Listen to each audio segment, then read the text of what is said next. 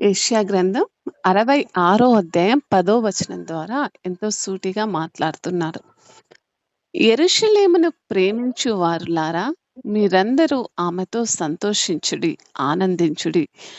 ఆమెను బట్టి దుఃఖించు వారులారా, మీరందరూ ఆమెతో ఉత్సహించుడి. చిన్న ప్రార్థన చేసుకుందాం. యెషయా గ్రంథం 66 అధ్యాయం 10 వచనం. అందరూ కూడా బైబిల్ తెరవాలి. ఎవరు కూడా ఫోన్‌లో చూడకూడదు. అందరూ కూడా వాళ్ళ పరిశుద్ధ గ్రంథములు తెరిచి మరి వాక్యం యెషయా గ్రంథం 66 అధ్యాయం 10 వచనం. చూడండి, యెరూషలేమును ప్రేమించు వారలారా, మీరందరూ ఆమెతో సంతోషించుడి, ఆనందించుడి. ఆమెను బట్టి దుఃఖించు వారులారా, మీరందరూ ఆమెతో ఉత్సహించుడి.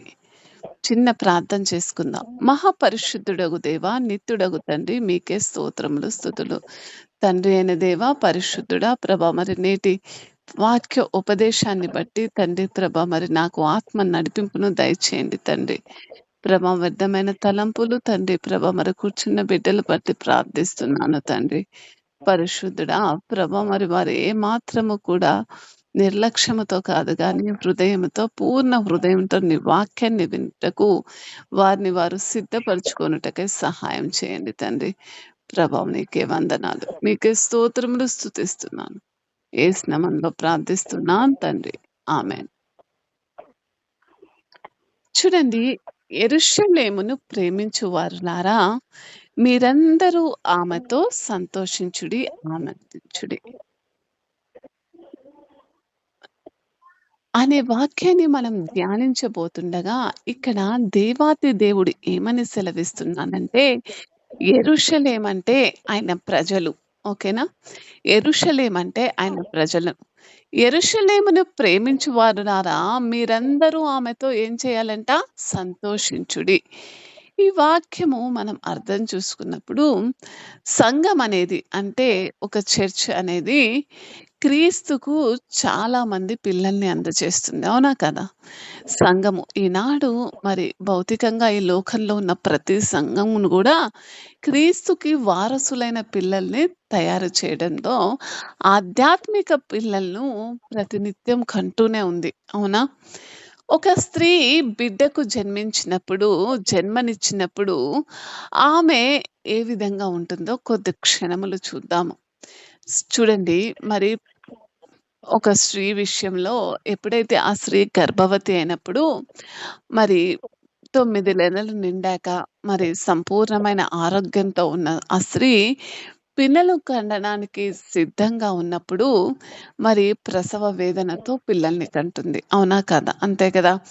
అదే విధంగా ఒక సంఘము కూడా, మరి ఆ సంఘ యొక్క కాపరి ఎంతో వేదనతో, మరి ప్రయాసముతో, భారముతో, ప్రార్థనతో, మరి దేవుని యొక్క శక్తితో అనునిత్యము కూడా మరి అనేక మంది ఆధ్యాత్మిక పిల్లల్ని కనడానికి మరి ఆయన వంతు ప్రయాసము, ఆయన శక్తి కొలది ప్రయాసము, ఆయన శక్తిని మించిన ప్రయాసాన్ని చేయడానికి వారి జీవితాన్ని అర్పిస్తున్నట్టు మనం చూస్తుంటున్నాము.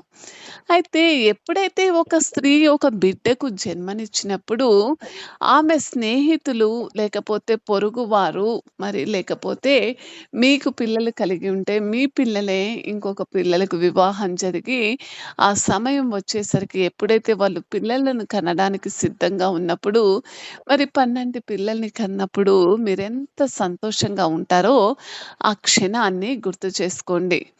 స్నేహితులు కావచ్చు, పొరుగువారు కావచ్చు, వాళ్ళ చుట్టూ ఉన్న అనేకులు ఏం చేస్తూ ఉంటారంటే, మరి మరి ఎంతో ఆనందంలో మునిగిపోతూ ఉంటారు. ఎందుకంటే, మరి నిజమే, నా కుమారుడు జన్మించినప్పుడు, నా బిడ్డ జన్మించినప్పుడు నాలో, నా కుటుంబంలో ఉన్న ఆనందాన్ని నేను అనుభవించాను. అదేవిధంగా మీరు కూడా ఏదో ఒక సందర్భంలో మీకిష్టలైన వాళ్ళు గర్భిణీలుగా ఉన్నప్పుడు, పిల్లల్ని కన్నప్పుడు ఆ ఆనందం ఏ విధంగా ఉంటదో మీరు కూడా అనుభవించే ఉంటారు.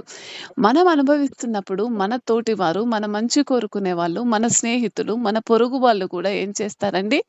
ఎంతగానో ఆనందించి, మరి ఎవరైతే ఆ పిల్లల్ని కన్నారో వారికి అభినందించి, ఆ కారణంగా వారితో ఏం చేస్తూ ఉంటారు, వారు కూడా మనతో ఆనందిస్తూ ఉంటారు. అవునా కాదా? మరి బైబిల్‌లో చూసుకున్నట్టయితే బాప్తిస్ట్ అయిన అంటే బాప్తిసం ఇచ్చు యోహాను జననం కూడా ఎప్పుడైతే జకరియా, ఎలిజబెతులు ఎంతో వృద్ధాప్యంలో ఉండి జకరియా మొత్తం కూడా యాజకత్వమైన పనుల్లో నిమగ్నమైనప్పుడు మరి ఆ దంపతులకు మరి వృద్ధాప్యంలో ఉన్నప్పటికీ వారు పిల్లలు మరి వారికి ఇంకను కుమారుడు పుట్టని సమయంలో ఎప్పుడైతే దేవుడు వారి యందు కరుణించి మరి గర్భఫలాన్ని తెరిచినప్పుడు చూడండి, మరి ఆమెను బట్టి అక్కడున్న బంధువులంతా కూడా సంతోషించడం మనం చూస్తున్నాము. ఈ సందర్భం అంతా కూడా మనము లూకాసు వార్త చూడండి. లూకాసు వార్త 1 అధ్యాయం 57 వచనంలో మనము ఎంతో చక్కగా చూడగలం. ఎక్కడ చూడగలుగుతామండి? లూకాసు వార్త 1 అధ్యాయం 57 వచనం. 57, 58లో కూడా చూడగలుగుతాం. చూడండి. ప్రసవ కాలము వచ్చినప్పుడు ఎలిజబెత్ కుమారుని కనెను. లూకాసు వార్త 1 అధ్యాయం 57 వచనం. ప్రసవ కాలము వచ్చినప్పుడు ఎలిజబెత్ ఏం చేసిందంట? ఒక కుమారుణ్ణి కందంట. కుమారుణ్ణి కనెను. అప్పుడు ప్రభువు ఆమె మీద మహా కనికరముంచెనని ఆమె పొరుగువారు, బంధువులు విని ఆమెతో కూడా ఏం చేశారంట? సంతోషించారంట. 8వ దినమున వారు ఆ శిశువునకు సున్నతి చేయించెను. మనం ముందు వరకు మనకవసరం. ఆమెతో కూడా వారు పొరుగువారు సంతోషించారంటున్నాడు. మరి ఇక్కడ మరి ఆమె పొరుగువారంటే ఏంటి? ఆమె సంబంధికులు కావచ్చు, ఆమె వెళ్తున్న సమాజ మందిరం యొక్క పొరుగువారు కావచ్చు. ఇక్కడ మనం చూసినట్టయితే మన సంఘంలో ఉన్న అనేక స్నేహితులు కూడా ఆమెతో సహవాసంలో ఉన్న వాళ్ళందరూ కూడా ఆమెను బట్టి ఆనందంలోకి ఈడవబడ్డారు. అవునా కాదా? ఆమెలో ఆత్మల అనేక జననం మరియు మరి పరివర్తన దానికంటే పరిశుద్ధులకు సంతోషకరమైనది మరి ఇంకొకటి ఏది కూడా లేదు. ఈరోజు దేవుని యొక్క చిత్తము నీలో నాలో ఏంటంటే మన జీవితాలలో జరిగే అనేక కార్యాలను బట్టి మనము వేరే వాళ్ళని ఎందులోకి ఈడవబడాలి? సంతోషంలోకి. వాళ్ళు మనల్ని బట్టి సంతోషంలోకి రావాలి. వాళ్ళు మనల్ని బట్టి ఒక ఆనందకరమైన స్థితిలోకి రావాలి. ఎందుకు, అందుకో కాదు గానీ, దేవుడు నీ జీవితంలో చేసిన కార్యాన్ని బట్టి, నువ్వు ఆయనకై జీవిస్తున్న పరిస్థితులను బట్టి, మరి మరి నీ చుట్టూ ఉన్న వాళ్ళంతా కూడా నీ పొరుగువారు, స్నేహితులు, బంధువులు ఏం కావాలంట? నిన్ను బట్టి సంతోషంలోకి రావాలంటున్నాడు. చూడండి, లూకా సువార్త మనం ఒకసారి 6, 9, 23, 24 వచనాలు చూద్దాం చూడండి. లూకా సువార్త 1 అధ్యాయం 6 వచనం చూసినప్పుడు లూకా సువార్త 1 అధ్యాయం 56 వచనం. క్షమించండి, 56 వచనం చూసినప్పుడు అక్కడేం జరుగుతుంది? అంతటా మరియా ఇంచుమించు 3 నెలలు ఆమెతో కూడా ఉండి పిమ్మట తన ఇంటికి తిరిగి వెళ్ళెను. మరి ఎప్పుడండి? ప్రసవ కాలము వచ్చినప్పుడు ఎప్పుడైతే ఆమె కుమారుని 59 వచనం చదువుతున్నాను వినండి. 8వ దినమున వారు ఆ శిశువునకు ఇక్కడేం జరిగింది? మరియ ఆమెకు తోడుగా ఉండి వెళ్ళిపోయింది. మరియ ఆమెతో తోడుగా ఉండి వెళ్ళిపోయిన తర్వాత మరి ఆమెకు 58వ వచనంలో చూసినప్పుడు 57వ వచనంలో ప్రసవ వేదంతో కుమారుణ్ణి కంటది. ఆ కుమారుణ్ణి బట్టి అందరూ కూడా మరి సంతోషిస్తూ దేవుణ్ణి మహిమపరుస్తూ ఉంటాడు. 8వ దినాన ఆ కుమారునికి సున్నతి జరిగిస్తది. మరి ఇదంతా కూడా ఎప్పుడు జరిగింది? ఆమె దేవునితో ఉంటూ మరియ యొక్క సావాసంలో ఉంటూ మరి ఉంటూ వస్తున్నప్పుడు 8 కుమారుని కన్న తర్వాత ఆ కుమారునికి ఏం పెట్టగలిగారు? సున్నతి చేయించగలిగారు 8వ దినాన. తర్వాత మనము అదే విధముగా 15వ అధ్యాయము 23వ వచనం లూకా సువార్త గనక మనం చూసినట్టయితే లూకా సువార్త ఈ విధంగా జరుగుతుండగానే 15వ అధ్యాయం 6వ వచనంలో చూసినట్టు ఇప్పుడు ఏంటంటే, మీరు నాతో కూడా సంతోషించిడి, తప్పిపోయిన నా గొర్రె దొరికినదని వారితో చెప్పెను. దేవుడిక్కడ ఏమంటున్నాడంటే మరి ఎప్పుడైనా మనం మన పొరుగు వారిని బట్టి, లేకపోతే మన స్నేహితులను బట్టి, మన సంఘస్థులను బట్టి సంతోషించాలంట. ఎందుకంటే, మొదట వాళ్ళ పాపంలో ఉన్నాడు. కానీ ఈరోజు సంఘంలో చేర్చబడి నీకు జతపనివారిగా వారు కూడా ఉన్నారంటే దానర్థం ఏంటంటే, ప్రభువు సమక్షంలో ఒక తప్పిపోయిన గొర్రె ఆయనకి దొరికినదని వారిని బట్టి సంతోషించాలంట. ఎంత మర్మముగా మాట్లాడుతున్నారు చూడండి. మరి తప్పిపోయిన సమయంలో ఒక గొర్రెని బట్టి మీరు కూడా సంతోషించాలి. దేవుడు ఆనందపడుతున్నాడు. ఒక నూతనమైన ఆత్మ ఈరోజు ఆదివారం నువ్వు చర్చికి తీసుకొస్తున్నావా? ఈరోజు ఆయన సముఖంలో ఒక నూతనమైన మొహం దొరుకుతుందా? ఆయన ఎంతగానో సంతోషపడుతున్నాడు.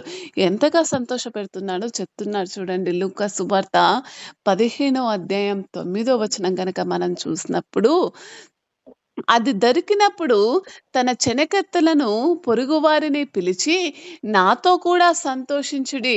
నేను పోగొట్టుకొనిన నాణెము దొరికినదని వారితో చెప్పెను. ఇక్కడ ఒక స్త్రీ అనేకమైన నాణెములను ఏం చేసిందంటే పోగొట్టుకుంది. ఒక స్త్రీ నాణెములను పోగొట్టుకుంది. ఆ నాణెముల కోసము మరి పొ చీకటిలో కూడా దీపం పెట్టుకొని వెతకడానికి ఆమె ప్రయాసపడింది. దాని తర్వాత ముందంతా కూడా మీరు చదువుకోండి. అప్పుడు, అప్పుడు మీకర్థమైతుంది. అయితే నేను చాలా సూటిగా చెప్తున్నాను వినండి. మరి 15వ అధ్యాయం 9వ వచనంలో ఆ వెతుకుతున్న స్త్రీకి ఎప్పుడైతే ఆ నాణెములు దొరికినప్పుడు ఏం చేసిందంటే ఆమె ఒక్కతే ఆనందించిందా? ఆనందించలేదు. తనతో కూడా తన చెలికెత్తలను పొరుగువారిని పిలిచి, నాతో కూడా సంతోషించుడి అంటుంది. ఏమంటుంది? ఆమె సంతోషంలో వాళ్ళు పాలిభాగస్తులు కావాలని ఆమె ప్రయాసపడుతుంది. చూడండి చాలామంది దుఃఖిస్తున్నప్పుడే ఎదుటివారి యొక్క మరి మ మళ్ళీ వాళ్ళు మనతో ఆదరించేటట్టు మాటలు మాట్లాడాలని, మరి దుఃఖంలో ఎవరైనా పాలు పంచుకుంటే బాగుండని, నాతో పాటు ఎవరైనా చూడండి ఇంకా నేనొక్కదాన్నే బాధపడుతున్నానా, వాళ్ళ పరిస్థితులు బాగున్నాయని ఆలోచిస్తారేమో కానీ, సంతోషం వచ్చినప్పుడు ఇంకెవ్వరు కూడా గుర్తుకురారు. వారి ఆనందంలో వారు మునిగిపోతూ ఉంటారు. కానీ దేవాతి దేవుని యొక్క వాక్యం ఏమని సెలవిస్తుందంటే, అది దొరికినప్పుడు తన చెలికత్తెలను, పొరుగువారిని పిలిచి నాతో కూడా సంతోషించుడి. నేను పోగొట్టుకునిన నాణెము దొరికినదని వారితో చెప్పెను గదా! మరి నిజమే గదా! ఆ విధంగా చెబుతుంది గదా! మరి ఆ విధంగా చెప్పే స్త్రీ ఏం చేస్తున్నాడో చూడండి. 23వ వచనంలో 15వ అధ్యాయం లూకా సువార్త 15వ అధ్యాయం 23వ వచనం గనక మనం చూసినట్టయితే, క్రొవ్విన దూడను తెచ్చి వధించి మనము తిని సంతోషించెదము. అక్కడ మొదటగా ఏం చూస్తున్నాము? ఒక గొర్రెపిల్ల తప్పిపోయినప్పుడు దొరికింది కాబట్టి సంతోషించండి అంటున్నాడు. ఒక నాణెము తప్పిపోయినప్పుడు, నాణెము పోగొట్టుకున్నప్పుడు, నాణెము దొరికిన స్త్రీ ఏమంటుంది? చెలికత్తెలను పిలిచింది. వారి ఫ్రెండ్స్‌ని పిలిచింది. నాతో సంతోషించండి అంటున్నాడు. ఇక్కడ మనం చూసినప్పుడు కొమ్మెన దూడను తెచ్చి వధించండి, సంతోషించండి నాతో అంటున్నాడు. ఎంతో ఆనందంగా ఉన్నప్పుడు మరి ఆయన భోజనం చేసే సమయంలో కూడా నాతో మీరు పాలిభాగస్తులై సంతోషించండి అని తెలియజేస్తున్నాడు. తర్వాత చూసినట్టయితే 24వ వచనం అదే సువార్త లూకా సువార్త 15వ అధ్యాయం 23, 24వ వచనం చూద్దాము. ఈ నా కుమారుడు చనిపోయి మరల బ్రతికెను, తప్పిపోయి దొరికి వచ్చెను, దొరికెనని చెప్పెను. అంతటా వారు సంతోషించసాగిరి. మరి ఏంటంట? ఒక కుమారుడు తప్పిపోయి మళ్ళీ నీ దగ్గరికి వచ్చినప్పుడు, ఒక విశ్వాసి తప్పిపోయి మళ్ళీ నీ సన్నిధికొచ్చినప్పుడు, ఒక ఆత్మ తప్పిపోయి మళ్ళీ నీ దరికి చేరినప్పుడు నువ్వేం చేయాలంటున్నాడు? మరి సంతోషించుడి అని సెలవిస్తున్నాడు. మరి యెరూషలేమును ప్రేమించువారులారా మీరందరూ ఆమెతో సంతోషించుడి అంటే అర్థం ఇదేనండి. మనమందరము కూడా ప్రతి పరిస్థితిలో మన సంతోషంలో వేరే వాళ్ళని భాగస్తులు చేసుకోవడం ఎంత ముఖ్యమో చేస్తున్నాడు. ఆమెను బట్టి దుఃఖించువారులారా మీరందరూ కూడా ఆమెతో సంతోషించుడి. మరి ఆమె దినములు నిజంగా ఇక నుంచి మారబోతున్నాయని దేవుడు మాట్లాడుతున్నాడు. ఏమంటున్నాడు? ఆమెను బట్టి దుఃఖిస్తున్నావేమో, కానీ నువ్వు ఆమెని ప్రేమిస్తున్నావు కాబట్టి ఆమెకు శుభాకాంక్షలు తెలియజేస్తూ ఆమె శాంతిని, శ్రేయస్సు కోసం నువ్వేం చేయాలి? ప్రార్థించాలి అని దాని అర్థం. దేవుణ్ణి ప్రేమించే వారందరూ కూడా అతని సంఘాన్ని, అతని ఇంటిని, అతని సహవాసాన్ని, అతడు జీవించే స్థలాన్ని కూడా ప్రేమిస్తారన్నది దానికి ముఖ్య ఉద్దేశము. క్రీస్తుని ప్రేమించే వారందరూ కూడా వారి జీవిత భాగస్వామి మరియు లేకపోతే ఒక వధువు వరుడుతో ఏ విధంగా జీవిస్తుందో, ఒక భార్య భర్తతో మరి మంచి దాంపత్యంలో ఏ అలమలకులు వచ్చినప్పటికీ వాళ్ళు సర్దుకొని ప్రేమిస్తున్న దాంపత్య జీవితంలో ఎంత అన్యోన్యత, ప్రేమ ఉంటదో, మరి సంఘం పట్ల కూడా నీ ప్రవర్తన అదే విధంగా ఉండాలని దేవుడు మాట్లాడుతున్నారు, హెచ్చరిస్తున్నాడు. వాక్యాన్ని యొక్క నియమాలను ప్రేమించే వారందరూ కూడా అవి మరి సంఘాన్ని కూడా అదే విధంగా ప్రేమిస్తాడు అనంటే, ఎందుకంటే క్రీస్తు అయిన దేవుడు సంఘం కోసం ప్రాణం పెట్టాడండి. తండ్రి తన కుమారుణ్ణి ఈ సంఘం కోసం బలి ఇచ్చాడు. అయితే అవి ఆ సంఘం కోసం ఎంత నువ్వు నేను ఉన్నాము. మన సొంత కుమారులకు మరి చిన్న గాయమైతేనే మన హృదయం తల్లాడిపోతది. వాడు ఒక్క పూట అన్నం తినపోతేనే ఎందుకు తినలేదో అనుకుంటాము. అలాంటిది సృష్టికర్త అయిన దేవుడు తన సొంత కుమారుణ్ణి మన కోసం అర్పించాడంటే దానికి అతనికి మనమంటే ఎంత ప్రేమనో తెలియజేస్తుంది. ఆమెతో పాటు అందుకే ఆయన నీకోసం ప్రేమించాడు. నీకోసం మరణించాడు. నిన్ను ప్రేమిస్తున్నాడు కాబట్టి నీ పక్కన వాని కోసం కూడా అదే విధంగా మరణించాడు. మరి నీకోసమే కాదు, నీ పక్కన వాడి కోసం కూడా ఆయన అదే విధంగా ప్రేమించాడు. అంటే నిన్ను ఎంతగా ప్రేమిస్తున్నాడో దేవుడు నీ పక్కనున్న వ్యక్తిని కూడా అంతగానే ప్రేమిస్తున్నాడు. కాబట్టి నువ్వు కూడా అతన్ని అదే విధంగా ప్రేమించాలి. ఆయనతో నువ్వు సంతోషించాలి. ఆయనతో నువ్వు ఆనందించాలి. వారు దుఃఖంలో ఉన్నప్పుడు వాళ్ళతో దుఃఖపడుతూ వాళ్ళ ఆనందాన్ని దుఃఖంగా మార్చాలని మరి సంఘం యొక్క క్రమశిక్షణ గురించి ఇక్కడ మాట్లాడుతున్నాడు.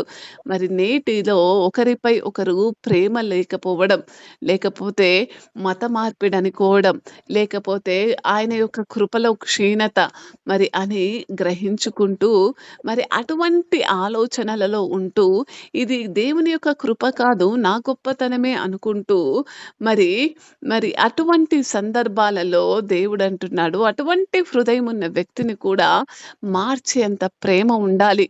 కానీ ఇప్పుడు విషయాలు విరుద్ధంగా ఈ సంఘాల్లో జరుగుతున్నాయి. ఎంత విరుద్ధంగా అంటే మరి మన పక్కవాడు ఏదన్నా బాధలో ఉంటే హేళన చేసేవాళ్ళు, లేకపోతే పట్టించుకోకుండా వెళ్ళిపోయే వాళ్ళే సంఘస్థులుగా ఉంటున్నారు. కానీ వారి కొరకు ప్రార్థించడం, వారి కొరకు మరి మరి ధ్యానించడం, వారి కొరకు కనిపెట్టడం సంఘం అనేది మర్చిపోతుంది. అయితే అందుకనే దేవాతి దేవుడు అంటున్నాడు, మరి నా సంఘము నన్ను పోలి ఉండాలని ఇక్కడ ఎంతో చక్కగా రోమీయులకు రాసిన పత్రిక 12వ అధ్యాయం 15వ వచనంలో మాట్లాడుతున్నాడు. ఏమంటున్నాడో చూడండి. రోమీయులకు రాసిన పత్రిక 12వ అధ్యాయం 15వ వచనంలో మాట్లాడుతూ దేవాతి దేవుడు అంటున్నాడు, సంతోషించు వారితో సంతోషించుడి, వారితో ఏడువుడి, ఒకడిలో ఒకడు మనస్సు కలుసుకొని ఉండుడి. ఎంత ముఖ్యమైనదంటే అసలు నీ పక్కవాడి మనసు నీలో ఉండాలి, నీలో మనస్సు వారికి మొత్తం తేటగా ఉండాలి. అప్పుడే దేవుని యొక్క ప్రసన్నత మన జీవితాలలో అనుభవించగలం. అప్పుడే దేవుని యొక్క అనుభూతిని మనం మన ప్రతి జీవితంలో ప్రతిరోజు కూడా అనుభవించాలంటే ఒకరితో ఒకడు మనస్సును కలుసుకొని ఉండుడి. హెచ్చు వాటి యందు మనస్సుంచగా తక్కువ వాటి యందు ఆసక్తి అయి ఉండుడి అని దేవుని యొక్క వాక్యం ఎంతో స్పష్టంగా తెలియజేస్తుందండి. అందుకని బహు జాగ్రత్తగా ఉండమని దేవుని యొక్క వాక్యము అందుకే అంటున్నాడు, ఆమెను బట్టి దుఃఖించువారులారా మీరందరూ కూడా ఆమెతో ఉత్సాహించుడి అని తెలియజేస్తూ, మరి ఎందుకు ఉత్సాహించలేకపోతున్నారంటే మీరు బలహీనులుగా ఉన్నారని తెలియజేస్తున్నాడు. కీర్తనకారుల ద్వారా 84 కీర్తన 5వ చరణం చూడండి. 84 కీర్తన 5వ చరణం. 84 కీర్తన 5వ చరణం. నీ వలన బలమునొందు మనుష్యులు ధన్యులు. ఆయా యాత్ర చేయు మార్గములు వారికి అతి ప్రియములు అంటున్నాడు. మరి ఎందుకు నువ్వు పక్కన వారి పట్ల సంతోషించలేకపోతున్నావంటే, నీలో దేవుని యొక్క బలము లేదు. నువ్వు దేవుణ్ణి బట్టి బలం పొందుకోవట్లేదు. నువ్వు నీ లోకమే బలం అనుకుంటున్నావు. నీకున్న ఆస్తే బలం అనుకుంటున్నావు. నీకున్న సంపదే బలం అనుకుంటున్నావు. నీ కుటుంబమే బలం అనుకుంటున్నావు. లేకపోతే నువ్వు చేసే బలమే బలం అనుకుంటున్నావు. నీ భర్తను బలంగా భావిస్తున్నావు. నువ్వు భార్యని భావిస్తున్నావు. లేకపోతే నువ్వు నీ పరిస్థితులనే బలహీనంగా భావిస్తున్నావు. నీ పరిస్థితుల్లో నువ్వు బలహీనమైపోతున్నావు. ఎందుకంటే నువ్వు యెహోవా దగ్గర నుంచి బలం పొందుకోలేదు. మరి బల ఎవరు బలంగా ఉంటారని దేవుని యొక్క వాక్యం చెప్తుందంటే, ఆయన నుండి మనం బలం పొందుకుంటే మనుష్యులు ధన్యులు అయితారని చెప్తుంది. ఎవరి నుంచి బలం అవ్వాలంట? మన బలము, బలహీనత కూడా క్రీస్తే అవ్వాలండి. క్రైస్తవులుగా ఉన్న మనము, మన బలము క్రీస్తే అవ్వాలి. మన బలహీనత గూడా క్రీస్తే అవ్వాలి. చాలా సార్లు ఇంటర్వ్యూకి వెళ్ళడం ఎవరికైనా అనుభవం ఉన్నట్టయితే, ఇంటర్వ్యూ ఫేస్ చేసినప్పుడు ఫస్ట్ ఇంటర్వ్యూలో ఎవరైతే ఫ్రెషర్‌గా ఇంటర్వ్యూ ఎళ్ళినప్పుడు నన్ను కూడా ఇదే ప్రశ్నలడిగారు. What are your strengths and weaknesses అంటారు. ఏమంటారంటే, "నీ బలమేంటి? నీ బలహీనత ఏంటి?" అని అడుగుతారు. ఎందుకు ఆ విధంగా అడుగుతారంటే, వాళ్ళు మన యొక్క మరి ఈమె ఎక్కడ వీక్‌గా ఉంది? ఈమె బలమేంటి? బలహీనతనేంటి? పరీక్షించడానికి what are your strengths and your weaknesses అంటారు. మరి అప్పుడు మనకున్నయి చెప్తాం గానీ, క్రైస్తవుడిగా నువ్వు ముద్ర వేయించుకున్నప్పుడు, నీ బలము, నీ బలహీనత క్రీస్తే కావాలి. ఏం కావాలి? నీ వలన బలమునొందు మనుష్యులు ధన్యులు. యాత్ర చేయు. ఎప్పుడైతే నువ్వు దేవుని వల్ల బలం పొందుకొని, ఆ సంఘంలో నువ్వు పయనిస్తూ ఉంటావో, దేవుని యొక్క జీవితపు యాత్ర చేస్తున్నావో, మరి యాత్ర అని ఎందుకంటున్నారండి ఇక్కడ? మరి యాత్ర అని ఎందుకు అనబడుతుంది అనంటే, చాలా జాగ్రత్తగా వినండి. మరి ప్రభు సన్నిధిలో మోకరిల్ల మనమందరము కూడా యాత్ర అనంటే నిజమే మనమందరం ఎవరండి? ఈ లోకంలో మనము పరదేశులం. అవునా కాదా? మన శాశ్వతమైన జీవితం మరి మనము రూపాంతరం చెంది మరి సమాధి చేయబడ్డ తర్వాత ప్రభుతో ఎత్తబడినప్పుడు మధ్యాకాశంలో మనము ఆయనతో సహవాసములో ఉంటామన్నది మరి పరలోకంలో మనము నిత్య జీవనముకు పాత్రులుగా ఉన్నామని అంటే మనం ఇల్లు ఇక్కడ కట్టుకోవాలా? కాదు గదా! అక్కడ మనం చేసే ప్రతి పని మరి ఇల్లు అక్కడ కట్టబడుతుందని మనం తెలుసుకున్నప్పుడు ఏమంటున్నాడు? ని యాత్ర అంటున్నాడు. ఈ లోకంలో మరి హిందువులు మనం చాలా మందిని చూస్తారు. వాళ్ళు మరి వృద్ధాప్యం దగ్గర పడేసరికి యాత్రలకెళ్తా ఉంటారు. అన్ని తీర్థ స్థలాలన్నీ గూడా తిరిగి ఏమొస్తుందంటారు? పుణ్యం వస్తుందనుకుంటారు. కానీ ఇక్కడ ఏంటంటే, నీ వలన బలము మందు మనుష్యులు ధన్యులు. యాత్ర చేయు మార్గములు వాళ్ళకి అతి ప్రియములు అనంటే, ఈ భూలోకంలో మనము యాత్రికులమయ్యామండి. ఏమమయ్యాం మనము? ఈ సజీవమైన భూలోకంలో మనము యాత్ర చేస్తున్నాము. ఏ యాత్ర అంటే క్రీస్తే మరి లోకానికి రక్షకుడని తెలియజేస్తూ, ఆయన పునరుద్ధాన్ని ఈ లోకానికి చాటిస్తున్న యాత్రను చేస్తున్నాం. ఈ యాత్రలో నువ్వొక స్థలంలో ఉంటావు, నేనొక స్థలంలో ఉంటాము. నీ యాత్ర వేరు, నా యాత్ర వేరు. యాత్ర నీకు ఒక గమ్యాన్ని తీసుకెళ్తుంది. నా యాత్ర అనే ఇంకొక గమ్యానికి తీసుకెళ్తుంది. ఈ యాత్ర చేయు మార్గములు ఏ విధంగా ఉండాలి? నీకు నీ యాత్ర ప్రియంగా ఉండాలి. నాకు నా యాత్ర ప్రియంగా ఉండాలి. మనము మీరు చేసే పనిని మీరు ఇష్టపడాలి. మరి నేను చేసే పనిని నాకు ఇష్టపడాలి అని అదే విధంగా మనం జీవితం ఉండాలి అనంటే, ఇష్టపడి చెయ్యాలి అనంటే ముందు మనము మన సొంత బలంతో ఏ మాత్రము కూడా మరి దేవుని యొక్క కార్యములు చేయడం అసాధ్యమైనంది. శక్తితోనో, బలముతోనే, మాటలతోనో ఆయన కార్యం మనం జరిగించలేము. కేవలం దేనితో జరిగిస్తాము? ఆయన యొక్క బలముతోటే మనము ఎన్ మనము ఆయన కార్యములు ఈ లోకంలో జరిగించగలము. అందుకే అంటున్నాడు ఇక్కడ ఏమంటున్నాడంటే, చూడండి నీ వలన బలమునొందు మనుష్యులు ధన్యులు. వారు వారు యాత్ర చేయు మార్గములు వారికి అతి ప్రియములు అని ఎంతో సుందరంగా ఈ మాట చెప్పబడుతుంది. నిజమే కదా! మరి మనం కూడా మన ప్రతి పరిస్థితిలో గూడా మరి ఇక్కడ మనం చూసినట్టయితే ఏక మనస్సుతో సమాలోచన చేసి మనకు విరోధముగా ఉన్న ప్రతి పరిస్థితిలో మనం సంధి చేసుకోవాలండి. మరి ఏం చేయబడాలి? మనము మనకున్న శత్రువులతో అదేదైనా సరే వ్యతిరేకంగా ఉన్న ప్రతి పరిస్థితిని కూడా మనకు అనుకూలంగా మార్చుకోవడం అనేది మన చేతుల్లో ఉంది. అదెప్పుడు జరుగుతుందంటే ప్రభువు ద్వారా మనము మరి ఏం పొందుకోవాలి?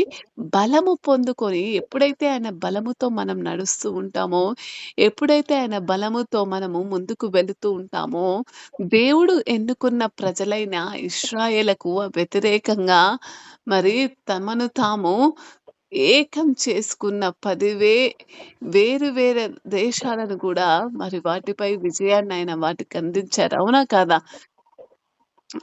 వాటిపై విజయాన్ని ఇశ్రాయేలు పక్షాన ఆయన అందించిన దేవుడుగా మనం చూస్తున్నాం. దేశమంతా కూడా ప్రమాదంలో ఉన్నప్పుడు, మరి దేశమంతా కూడా కరువు లోనైనప్పుడు, ఆయన ఎన్నుకున్న యోసేపు ద్వారా వారి కుటుంబాన్ని రక్షణలోకి నడిపించుకున్నాడు. అవునా కాదా? కరువు నుంచి కాపాడాడు. నిజంగా ఈరోజు దేవుని యొక్క బలము పొందుకుంటున్నావా లేదా అన్నది నిన్ను నువ్వు ఎంతో స్పష్టంగా ఏం చేయాలి? పరీక్షించుకోవాలి. ఈరోజు దేవుని యొక్క బలం నువ్వు పొందుకుంటున్నావా లేదా? చూడండి యోహాను సువార్త 4 అధ్యాయం 9 వచనంలో ఒక స్త్రీని మనం చూస్తాము. ఆ స్త్రీ తను రోజు చేసే పాపం వల్ల బలహీనమైపోయింది. దేని వల్ల అండి? మనము ఉట్టిగానే బలహీనలం కావండి. మనం చేసే పాపము వల్ల బలహీనమైపోతాం. ఎందుకంటే పాపం ద్వారా వచ్చే జీతం మరణమే కాబట్టి, ఒక మనిషి మరణమయ్యే ముందు ఎంతో బలహీనంగా ఉంటాడు కాబట్టి, మరి అక్కడ ఎంతో బలహీనమైన స్త్రీని ఆమెను మనకు దేవుడు చూపిస్తున్నాడు.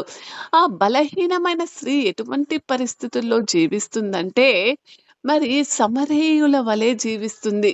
వాళ్ళు మతపరంగా మరి వారు వేరే జాతిగా ఉన్నప్పుడు, మరి భిన్నమైన జాతులు కావడం వల్ల యూదులచే ఎక్కువగా ద్వేషించబడ్డ జాతిగా వారు ఎంచుకోబడుతున్నాడు. కాప కానీ ఆ స్త్రీ ఇంకా మరి అసలే ఏం చేసింది? యూదుల చేత ఆమె సమరయుల జాతిలో పుట్టింది. ఆమె సమరయ స్త్రీ అయ్యే మరి యూదుల చేత ద్వేషింపబడుతుంది. మరి ఏంటండి? ఆమె కలిగి ఉన్న కులాన్ని బట్టి ఆమె ఆల్రెడీ ప్రపంచంలో ఉన్న యూదుల చేత ఏం చేయబడుతుంది? వారి కులం వారందరూ కూడా ద్వేషింపబడుతున్నారు. ఇంకా అడిషనల్ క్వాలిఫికేషన్ అంటే బట్టి ఆమె అంటే సమరయుల ద్వారా కూడా ద్వేషించబడుతుంది. మరి అంటే ఆమె తన పొరుగు వారు ఎవరైతే సమరయులుంటారో వారి ద్వారా గూడా ఆమె ద్వేషించబడుతుంది. ఎందుకంటే ఆ స్త్రీ భర్తలు కాకుండానే ఉన్న అనేక పురుషులతో ఆమె సాంగత్యం జరిగిస్తుంది. బంధువులు కాని పురుషులతో ఆమె భర్త గాని పురుషులతోటే మరి సాధారణంగా బహిరంగంగానే మరి ఒకరి తర్వాత ఒకరితో జీవిస్తూ వచ్చి మరి ఆ ప్రాంతంలో ఉన్న సమరయులందరి నోట్లలో కూడా ఈమె ఒక మరి పాపపు స్త్రీ అని ముద్ర వేయించుకున్న స్త్రీగా చూస్తున్నాము. యూదుల చేత ద్వేషింపబడుతుంది.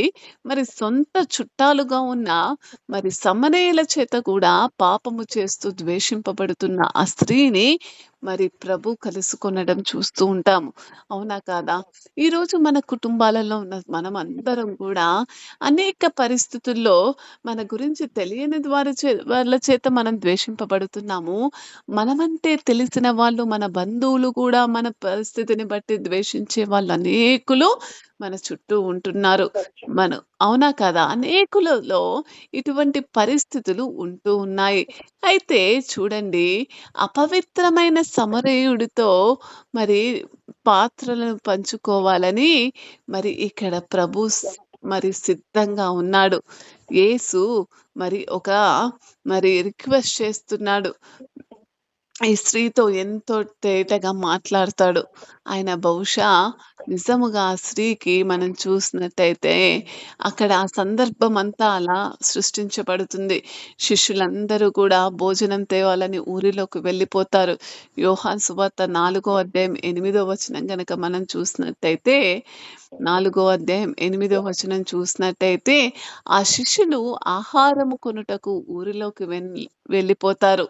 ఆ సమరయ స్త్రీ యూదుడవైన నీవు సమరయ స్త్రీనైన నన్ను దాహమునకిమ్మని అప్పుడు ఆ సందర్భం కలిగిద్ది ప్రభువుకి.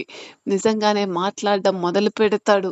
మరి ఆ సందర్భం ఆమె ప్రశ్నలోని భయాన్ని ఊహించడాన్ని మనం ఎంతో ఒక క్వెషన్ అడిగింది. అరే! నేను సమరయుల్ని గాదు దాన్ని గదా! యూదుడవైన నువ్వు నన్ను ఏ విధంగా నీళ్లడుగుతావు అంటుంది. అవునా కాదా? అయితే మరి మనం చాలా జాగ్రత్తగా చూసినప్పుడు బహుశా మరి ప్రభువు అప్పుడిచ్చిన సమాధానాన్ని బట్టి మరి ఆ స్త్రీ ఖచ్చితంగా ఆశ్చర్యపోతుందేమో. ఆమె తల్లి మరి ఆ ఆశ్చర్యంలోకి మునిగిపోయిన స్త్రీ ఏమంటుందో చూద్దాం చూడండి. మరి మనం చూసినట్టయితే ఆ సమరయ స్త్రీ యూదుడవైన నీవు సమరయ స్త్రీనైన నన్ను దాహము నిమ్మకని ఎలాగూ అడుగుచున్నావని ఆమెతో చెప్పెను. ఏలయనగా యూదులు సమరయులతో సాంగత్యము చేయరు. అందుకు యేసు నీవు దేవుని వరమును నాకు దాహంనకిమ్మని నిన్ను అడుగుచున్న వాడెవడో అదియు ఎరిగి ఉంటే నీవు ఆయనను అడుగుదువు. ఆయన నీకు జీవజలమునిచ్చునని ఆమెతో చెప్పెను. ఎంత మరి మర్మముగా దేవుడిక్కడికి తానే ప్రభు యొక్క కుమారుడని ఎంత స్పష్టంగా మరి ఆలోచింపజేసేటట్టు మాట్లాడుతున్నాడో చూడండి. బావి నుండి నీళ్లు తోడుకుంటున్న సమరయ స్త్రీతో మరి పాపం గురించి ఆమెను ఎదుర్కుంటాడు. అయినప్పటికీ సువార్త సత్యంతోనే ఆమెని ఓదారుస్తాడు. అక్కడ ముందు చాలా జాగ్రత్తగా వినండి. మనం ఎవరినన్నా ఎన్‌కౌంటర్ చేసేటప్పుడు, ప్రభు సువార్త ప్రకటించేటప్పుడు ఇక్కడ దేవుడు సువార్త ముందు చెప్పాడా? ఆమె పాపాన్ని బహిర్గతం చేశాడా ముందు? చూడండి ఏం చెప్పాడండి? ఆమెను ఓదార్చడానికే ముందు ఆమె పాపాలను ఆయనకు తెలిసినప్పటికీ కూడా ఆయన ఆమె లాంటి వారిని వెతుకుతున్న హృదయంతో అతడు ఉన్నాడు కాబట్టి ఆ స్త్రీకి ముందు సువార్త బోధిస్తాడు. ఏమంటాడు? నీవు దేవుని వరమును నాకు దాహమునకిమ్మని నిన్ను అడుగుచున్న వాడెవడో అదియు ఎరిగి ఉంటే నీవు ఆయనను అడుగుదువు అంటున్నాడు. అసలు నువ్వు అడిగేవాడు నిన్నెవరో తెలుసుకొని ఉన్నట్టయితే నువ్వు ఆయననేమడుగుతావంటే నీకు జీవజలమునిచ్చును. నువ్వెన్నటికీ కూడా దాహము కావు. కానటువంటి జీవజలముని అడుగుతావు అని చెప్తూ, అప్పుడు ఆ స్త్రీ "అయ్యా! ఈ బావి లోతైనది, చేజుకొనుటకు నీకేమీ లేదే. ఆ జీవజలము ఎలాగ నీకు దొరుకునని" ఆమెకి అర్థం గాకుండా ఆమె మాట్లాడుతుంది. ఆమె గ్రహించలేకపోతుంది. మరి తన ఎదుటున్న వ్యక్తి ఎవరు అసలు ఆమెకు హృదయానికి గోచరం కావట్లేదు. ఎప్పుడైతే మనం సువార్త ప్రకటిస్తున్నామో, మన ఎదుటున్న వ్యక్తికి హృదయం కూడా ఇదే విధంగా ఉంటుందండి. ప్రభువేమో జీవజలం గురించి మాట్లాడితే, ఆమేమో నీళ్ళ గురించి అర్థం చేసుకుంటుంది. అందుకు యేసు ఈ నీళ్లు త్రాగు ప్రతి వాడు కూడా మళ్ళీ ఏమంటున్నాడు? ఆమె మాటల్లో నుంచి ఆమె వైపుకి తిరిగి దేవుడు మాట్లాడుతున్నాడు. నువ్వంటున్న నీళ్లు తాగిన ప్రతి వ్యక్తి కూడా దాహము మళ్ళీ వేస్తుంది. కానీ నేను ఇస్తున్న నీళ్లు తాగిన వ్యక్తికి మాత్రం ఎప్పుడు కూడా దాహము ఎయ్యదు. నేను వానికిచ్చు నీళ్లు నిత్య జీవనకై వానిలో ఊరేడి నీటను బుగ్గగా ఉండునని ఆమెతో చెప్పెను. ఎప్పుడైతే దేవుని యొక్క జీవజలమును నువ్వు నేను రుచి చూస్తామో, ఆ జీవజలము ఎప్పుడు కూడా ఊరుతూనే ఉంటుందండి. అంటే ప్రభు యొక్క ఆత్మను ఎప్పుడు కూడా చల్లారదు అని తెలియజేస్తున్నాడు. అది చల్లారిందంటే అది కేవలం మనలో ఉన్న పాపాన్ని బట్టే చల్లారుతుంది కానీ, మరి దేవుడు మనకు నిత్యమైన జీవజలాన్నిచ్చారని మీరు గ్రహించుకోవాలి. ఒకసారి దేవుని యొక్క జీవజలమును నువ్వు పొందుకున్నావు అనంటే, అది ఏమాత్రము ఆరిపోయే ఊట కాదు. ఊరెడి నీటి బుగ్గగా అంటే నిత్యము కూడా మరి బావిలోంచి నీళ్ళు మంచి బావిలో నుంచి నీళ్ళు తీస్తూ ఉంటే వస్తా ఉంటాయా? పోతా ఉంటాయా? వస్తూనే ఉంటాయి. ఊరేడి నీటి బుగ్గగా ఉండును అంటున్నాడు. నిత్య జీవమునకై ఎప్పుడైతే ప్రభువుకై నువ్వు కలిగి ఉన్న దాహము ఆయన నిత్య జీవం ఇచ్చే మరి జీవ జలము ద్వారా ఆయన ఆత్మ ద్వారా తృప్తిపడిన నీవు నీలో చల్లార్చని ఆత్మ ఎప్పుడు కూడా ఉంటుందని దేవుడు ఎంతో స్పష్టంగా మాట్లాడుతున్నాడు. మరి నిజంగా ఎంత మరి మంచి మరి ఎప్పుడైతే ఆమె జీవజలం గురించి చెప్పుకున్న తర్వాత ఆమెకు ఆమెని ఏమి వెతుకుతుందో ప్రభు మాట్లాడుతున్నాడు. ఆమె ఆ బావిలో ఏం వెతుకుతుందండి? నీళ్ళని వెతుకుతుంది. ఈ లోకంలో జీవిస్తున్న మనము గూడా మరి సంఘానికొస్తున్నాము. ప్రతినిత్యం పరిశుద్ధ గ్రంథం తెరుస్తున్నాము. కానీ మన దాహాన్ని తీర్చే మరి మన దాహము తీరట్లేదు అంటే, మన దాహాన్ని తీర్చే జీవజల వృక్షమును, ఆ జీవజలమును మనం కనుగొనట్లేదు. ఏ మనిషైతే తండ్రి యొక్క నిత్య జీవనమునకై ఆయన జీవజలమును కనుగొంటాడో, వారిలో అది ఆరని మంటను రేపుతుంది. ఆయన కొరకై ప్రయాసపడే మరి ఒక మంచి ఎప్పుడైతే ఈ సత్యాన్ని ఆమె తెలుసుకుందో ఆమెకింకా అర్థం కాలేదు. ఆ స్త్రీ ఆయనను చూచి, "అయ్యా! నేను దప్పికొనుకుండునట్లు చేదుకొనుట కింత దూరము రాకుండానట్లు ఆ నీళ్లు నాకు దయచేయము." ఇంకా ఆమెకర్థం కావట్లేదు. ఆమె అంటుంది ఇంకా లోకరీత్యమైన నీళ్ళే అనుకుంటుంది. అరే! ఇదేదో బాగుంది గదా! ఆయన జీవజలం అంటున్నాడు. మళ్ళీ ఎప్పటికి కూడా దాహం కలగదంటున్నాడు. నిజమే అటువంటిది ఒకటి దొరికితే అది సమరయులకు వరమే కదా! మరి జీవజలం అంట ఎప్పటికి కూడా దాహము కాదంట. అయ్యా! నాకొక్కసారి అవకాశం ఇవ్వు అని బతిమాలుకుంటుంది. ఆ స్త్రీ ఆయనను చూచి అయ్యా! నేను దప్పికొని ఉన్నాను. ఏమంటుంది? అయ్యా! నేను దప్పికొనుకుండునట్లు చేదుకొనుటకు ఇంత దూరం అయ్యో! ఈయనేదో నీళ్ళిస్తానంటున్నాడు. ఎప్పటికి దాహం కాదంట. అప్పుడు నా ప్రయాసమంతా కూడా ఎంత సంతోషంగా ఉంటాం మేమందరం కూడా. నీళ్ళు ఇంత దూరం నడిచి ఈ బావిలో చేది మళ్ళీ అక్కడికెళ్ళేసరికి నాకే దాహం అయితది గదా! మరి నిజమే ఆ నీళ్ళు నాకియ్యు రాకుండునట్లు ఆ నీళ్లు నాకు దయచేయమని లోకరీత్యగానే ఇంకా ఆమె ఆలోచిస్తుంది. యేసు నీవు వెళ్ళి నీ పెనిమిటిని పిలుచుకొని ఇక్కడికి రమ్మని ఆమెతో చెప్పెను. ఆమె గురించి సమస్తము కూడా సువార్త ప్రకటించాక ఆమెలో ఒక ఆరాటము కలిగాక అవునా కదా! ఆమెలో ఒక ఆరాటం కలిగింది. అయ్యో! ఈయన దగ్గర నుంచి నేను పొందుకునేదేదో ఉంది. ఈయన దగ్గర నుంచి నన్ను తృప్తిపరిచేదేమో ఉంది. ఎప్పటికీ కూడా దాహము కాదంట. ఎప్పటికి కూడా ఇంక నేను ఇక్కడికి రాక్కర్లేదంట.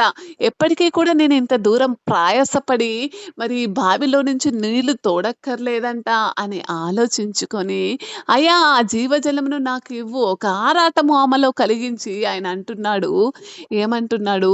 అప్పుడు ఆమె పాపమును ఆయన ఆమెకు గుర్తు చేస్తున్నాడు. సరే నీకిస్తాను. నీకు మట్టుకే కాదు నీ పెనిమిటికి కూడా ఇస్తాను. నీ పెనిమిటిని ఇక్కడికి తీసుకురమ్మని ఆమెతో ఎంతో మరి తెలివిగా, ఎంతో మరి యుక్తి కలిగిన వాడిగా, ఎంతో మేధస్సు కలిగిన వాడిగా దేవుడు ఎంత చక్కగా చెప్తున్నాడో చూడండి. నీవు వెళ్లి నీ పెనిమిటిని తెలుసుకొని రా ఇద్దరికీ ఇస్తానని మాట్లాడుతున్నాడు. మరి అంత చక్కగా చెప్పినప్పుడు ఆ స్త్రీ యొక్క పాపాన్ని ఆమె నోటి నుంచి బయటపడి వేయడానికి ఆ విధంగా మాట్లాడుతున్నాడు. చూడండి మొదటి సువార్త ఎంత సంతోషకరంగా జరుగుతుందో చూడండి. ఎంత మర్మముగా దేవుని యొక్క వాక్యాన్ని ఆమె లోతుల్లోకి ప్రభు నాటుతున్నాడో చూడండి. ఎప్పుడైతే ఆ జీవజలమును కోసం ఆమెలో ఆరాటం కలిగిందో, అది ఎన్నటికీ కూడా ఆరిపోయేది కాబట్టి, ఉబికే నీళ్లు కాబట్టి, ఊరేడే నీటి బుగ్గ కాబట్టి, ఆమెలో ప్రభు రేకిచ్చిన సందేశము. తర్వాత ప్రభు నీకున్న పెనిమిటి అసలు నీకు పెనిమిటే లేడన్న మాట నిజమే. 5గురు పెనిమిట్లు ఉండిరి. ఉన్నవాడు నీ పెనిమిటి కాదు అని చెప్పేసరికి అప్పుడు ఆమె గ్రహించుకుంటది. అయ్యో! ఈయన ప్రవక్త అని నేను గ్రహించుచున్నాను అని గ్రహించుకొని నిజంగా అప్పుడు ఆమె పాపములనన్నిటిని కూడా ఒప్పుకొని వెంటనే ఆమెలో ఎప్పుడైతే మరి ఆ జీవజల బుగ్గ రగులుకుందో వెంటనే ఆమె ఖాళీగా కూర్చుందా అండి? అమ్మా! ఒక కాలము వచ్చుచున్నది. ఆ కాలమందు ఈ పర్వతము మీదనైనను, యెరూషలేములైనను మీ తండ్రిని ఆరాధింపరు. నా మాట నమ్ము. మీరు మీకు తెలియని దానిని ఆరాధించుచున్నాడని ప్రభు తెలియజేస్తాడు. అవును నిజమే కదా! ఆరాధిస్తున్నాడు. మేము మాకు తెలిసిన దానిని ఆరాధించు వారము.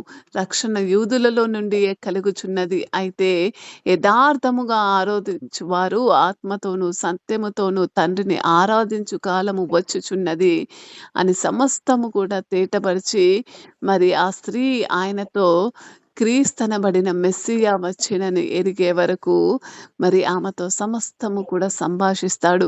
దేవుడు ఆత్మ గనక ఆయనను ఆరాధించువారు ఆత్మతోనూ, సత్యముతోనూ ఆరాధించాలని ఎంతో స్పష్టంగా మరి ఆమెకి మరి లోకపు సత్యాన్ని కాదు గానీ, పరలోకపు సత్యాన్ని విశదపరుస్తాడు. ఎప్పుడైతే ఆమె పరలోక సత్యము చేత బోధింపబడుతదో, ఆమె వెంటలోనే ఏం చేస్తదంటే, వెంటనే ఆ సత్యాన్ని కనుగొన్న అది జీవజలపు ఊట గాబట్టి, అది ఎప్పటికి కూడా ఊరెడి నీటి బుగ్గ కాబట్టి, ఆమెలో కలిగి ఉన్న ఆ ఉత్సాహము చేత వెంటనే ఊరిలోకి పరిగెత్తుకుపోయి, వాళ్ళ ఊర్లో ఉన్న వాళ్ళందరికీ కూడా నేను మెస్సీయాని చూశాను. మీరు కూడా చూడండి, రక్షణ పొందండి అని సువార్త ప్రకటించినప్పుడు, ఆ ఊరికి ఊరు కూడా వారు ఊరిలో నుండి బయలుదేరి వారి యొద్దకు వచ్చి ఉండిరి. ఆయన యొద్దకు వచ్చి ఉండిరి. 30వ వచనం చూసినప్పుడు మరి ఆలోగా శిష్యులు బోధకుడా భోజనము చేయమని ఆయనను వేడుకొనిరి. వెంటనే వాళ్ళ ఊరంతా కూడా ఆమె దగ్గరకొస్తది. మరి చూడండి, మరి ఆ ఊరంతా కూడా ని చేర్చి మరి 3 దినములు ఆయన వర్తమానం విని వాళ్ళు ఎంతో చక్కటి నేను చేసినవి అన్నియు నాతో చెప్పిన సాక్ష్యమిచ్చి 39వ వచనం మనం చూసినట్టయితే, నేను చేసినవన్నీయు నాతో చెప్పెనని సాక్ష్యమిచ్చిన స్త్రీ యొక్క మాటను బట్టి, ఆ ఊరిలోని సమరయులలో అనేకులు ఆయన ముందు యందు విశ్వాసముంచిరి. మరి ఆ విధంగా విశ్వాసముంచిన సమరయులను బట్టి మరి చూడండి, వాళ్ళు వెంటనే ఆయన దగ్గరికి వచ్చేశారు. మళ్ళీ నిజముగా మరి 3 దినములు కూడా ఆయన వర్తమానం విన్నాక ఆ ఊరికి ఊరు సగం ఊరు కూడా మరి ప్రభువుని అంగీకరించినట్టు మనం చూస్తున్నాము. చూడండి, మనము ఏం పొందుకోవాలి?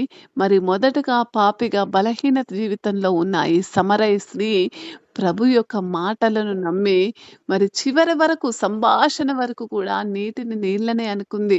ఎప్పుడైతే ఆమె పాపము చేత మరి నువ్వు చేసిన పాపం ఇది అని ప్రభు చేత వెల్లడి చేయబడ్డప్పుడు ఆమె తన తప్పును ఒప్పుకొని మరి ఆ జీవజలము బుగ్గను జీవజలమును ప్రభు యొద్ద నుంచి పొందుకొని అది ఏమాత్రము ఆరని ఊటలాగా ఆమెలో సువార్తకు వారిని ఆమెను నడిపించి ఆమె పాదములు కూడా ఈ యాత్రా మార్గములో అతి ప్రియములుగా చేసుకుందండి. అవునా కాదా?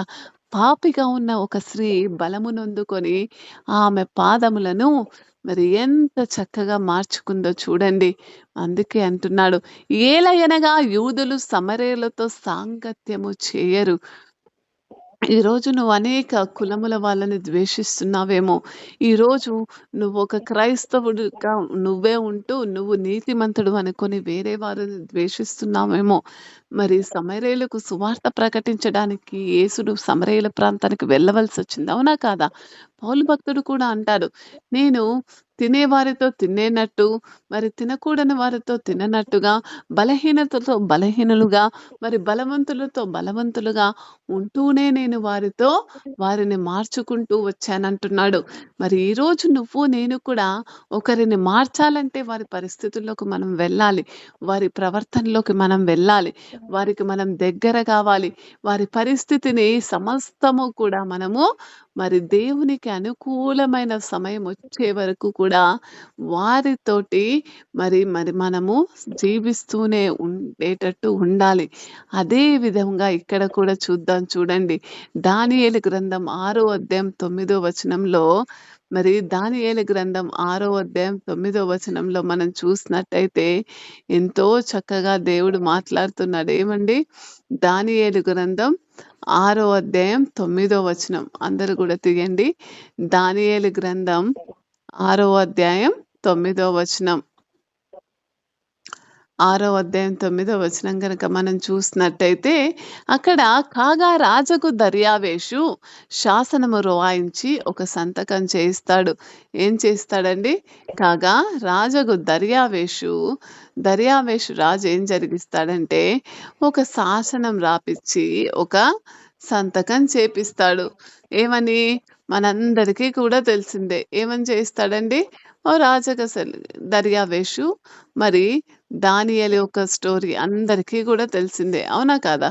దానియేలు యొక్క చరిత్ర మరి సమస్తము కూడా మరి తెలిసిందే. అయితే రాజుకు దర్యావేషు ఒక శాసనం రాయించి 6వ అధ్యాయంలో గనక మనం చూసినట్టయితే మరి అధ్యాయం ప్రారంభంలో మరి అక్కడున్న రాజ్యంపై 120 మంది అధికారులుగా ఉంటున్నారు. వారిలో ఒకడు దానియేలుని ఎంచుకున్నాడు. అవునా కాదా?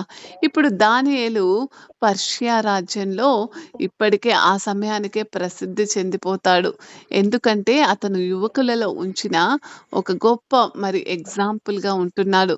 ఆరోగ్యం మరియు దేవుడు అతని నుండి ఆశించిన దానిలో స్థిరంగా నిలబడటం ని బట్టి ఎక్కడికి వెళ్ళినా దేవునిలో స్థిరంగా ఉండడాన్ని బట్టి మరి ఆ పరిస్థితుల్లో దానియేలుని దేవుడు మనకు చూపిస్తూ ఉంటున్నాడు. మరి ఈ ఆధునిక ప్రపంచంలో కూడా దాదాపు దానియేలుకు ఆ సమయంలో ఉన్న పరిస్థితులే ఇప్పుడు మనకు కూడా ఉన్నాయి. మనం విశ్వాసం కారణంగా మనం ప్రత్యేకంగా నిలబడడం మన లోకం మనల్ని చూడాలన్నమాట. మన చుట్టూ ఉన్న బంధువులు అన్యులు కావచ్చు. చాలా సార్లు వాళ్ళు మన విశ్వాసాన్ని లక్ష్యం చేసుకొని దానిని చీల్చడానికి ప్రయత్నిస్తారు. అంటే ఏంటంటే ఒకవేళ మీ పిల్లలకి మంచి మార్కులు రాలేదనుకో, లేకపోతే మీ పిల్లలకి జ్వరం వచ్చిందనుకో, లేకపోతే ఇంకేదైనా సందర్భంలో మీరు అప్పుల్లో మునిగిపోయారనుకో, వాళ్ళేమంటారంటే, "అయ్యో! ఏంటి మీకు అప్పుల్లో మునిగిపోయారు? మరి ఏంటి మీ పరిస్థితులు ఈ విధంగా ఉన్నాయి? మరి ఎందుకు మీ దేవుడు లేడా?" అని మాట్లాడే పరిస్థితులు అన్నమాట. మన విశ్వాసానికే పరీక్ష వచ్చే పరిస్థితులు మన జీవితాలలో అనేకమనే వస్తాయి.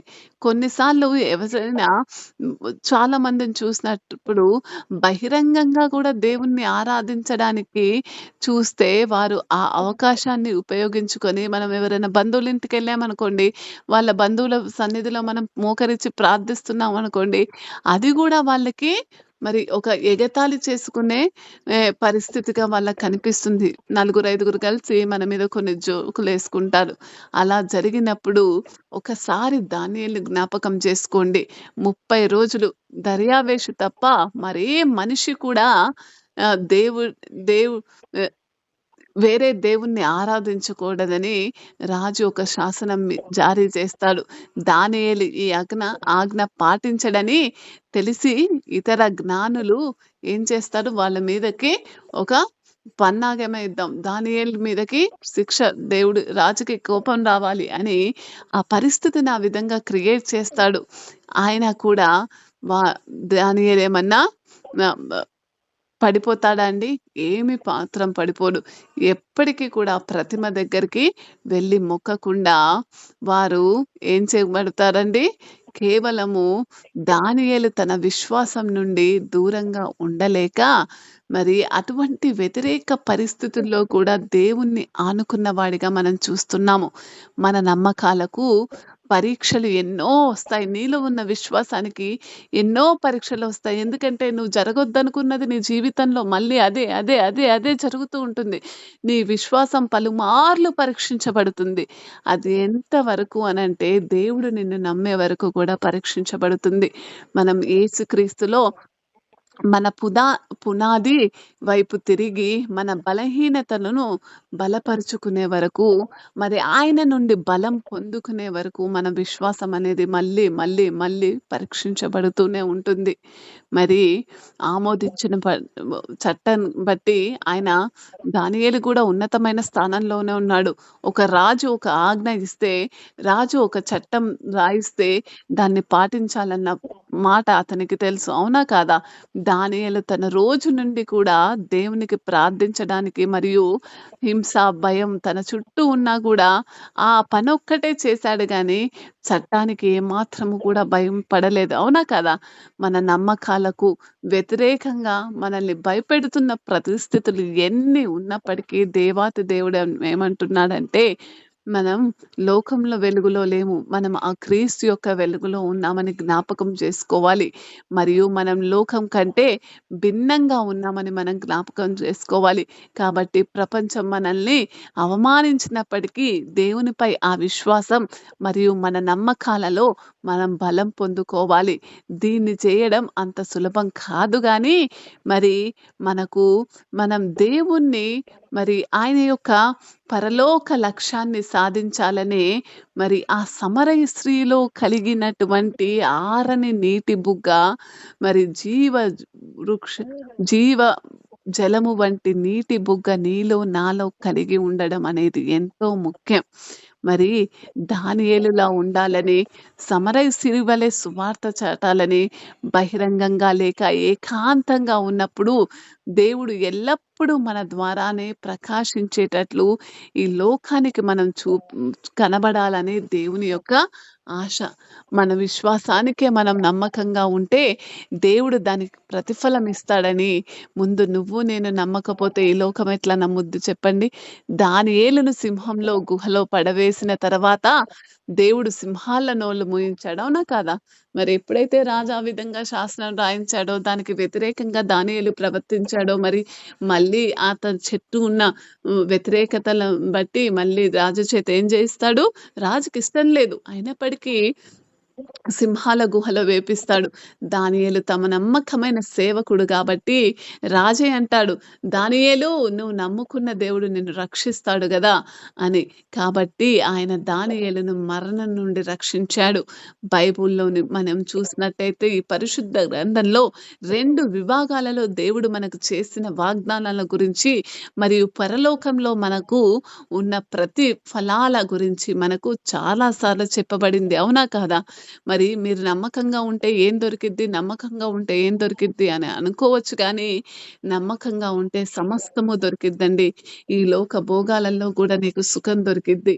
ఈ లోకంలో కూడా ఉన్నతమైన స్థానంలో ముఖ్యంగా ఒక ధనమున్న వ్యక్తికి సంతృప్తి ఉందో లేదేమో ఉండదేమో కానీ, ఎప్పుడైతే నువ్వు దేవుని పక్షాన ఉంటావో, దేవుని బలమును నువ్వు పొందుకుంటావో, ఎప్పుడైతే దేవుని కోసం నువ్వు జీవిస్తున్నావో, ఇక్కడ జరిగినట్టే మరి నీకున్న ప్రతి వ్యతిరేక పరిస్థితుల్లో ఉన్న ప్రతి వ్యక్తిని కూడా మరి ఎప్పుడైతే దానియేలు దేవుని మాటకు లోబడి విధేయత చూపిస్తాడో, దేవునికి నమ్మకము, విశ్వాసము చూపిస్తాడో, మరి సింహాల గుహలో ఎవరు వేయబడతారండి?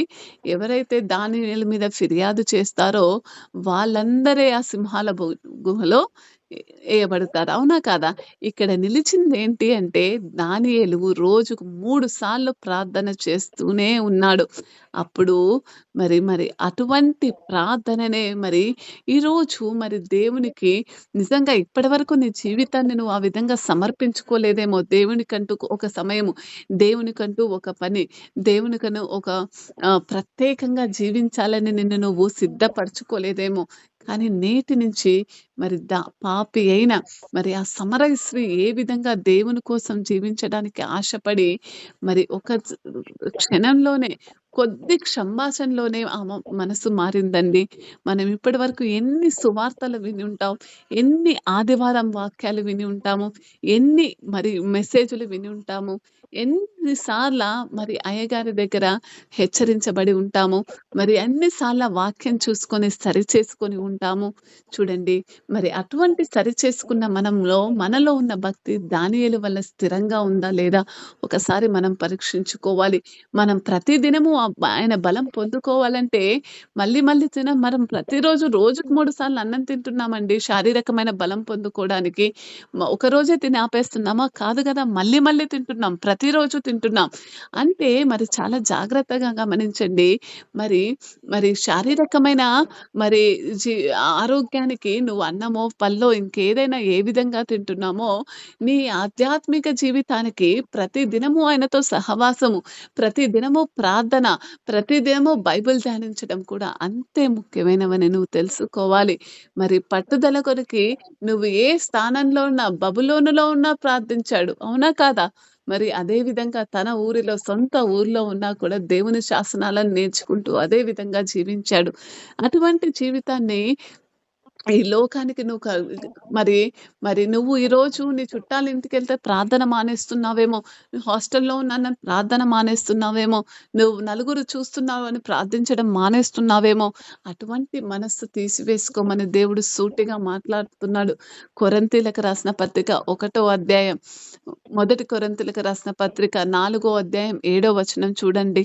ఎందుకనగా మొదటి కొరింథీయులకు రాసిన మొదటి పత్రిక 4 అధ్యాయం 7 వచనం. ఎందుకనగా నీకు ఆధిక్యము కలుగా చేయువాడెవడు? నీకు కలిగిన వాటిలో పరుల వలన నీవు పొందినది ఏది? పొంది ఉండియు పొందనట్టు నీవు అతిశయింపనేలా అంటున్నాడు. ఎందుకంటే చాలా సూటిగా చెప్తున్నాడు. ఎందుకు నువ్వు ప్రార్థనలో ఉండాలి? మనం ఇందాకటి వరకు మాట్లాడుకున్నట్టు ఎందుకు సమరయ స్త్రీలు ఆమె వలె నేనెందుకు మారాలి? ఆమె మారింది గదా! ఇంతమంది పాస్టర్‌లున్నారు గదా! ఎందుకు నేను, ఎందుకు నేను, ఎందుకు నేను అని నా ప్రశ్న నీలో ఉన్నట్టయితే దేవుడు ఈరోజు సూటిగా మాట్లాడుతున్నాడు. ఎందుకంటే ఈరోజు నువ్వు కలిగి ఉన్న సమస్తము కూడా నీ పొరుగువాని వల్లే కలిగిందండి. ఎందుకండి? ఎందుకంటే ఈరోజు నువ్వు కలిగి ఉన్న సమస్తము మరి ఎవరి వల్ల కలిగి పొందుకున్నావంటే, ఈరోజు నీకి జీవితం మన అమ్మా నాన్న ఇచ్చింది. అవునా కాదా? నువ్వు పుట్టావు అనంటే ఎవరైనా లోకంలో ఉన్న మనము ఈరోజు భూమి మీద జీవిస్తున్నాము అనంటే, అది దేవుని యొక్క సంకల్పం. మన తండ్రి పట్ల, తల్లి పట్ల దేవుని యొక్క సంకల్పం. దాన్ని బట్టే మనము ఈరోజు ఇక్కడ మనం ఏం చేయబడ్డాము? ఇక్కడ కూర్చోబడ్డాం. అవునా కాదా?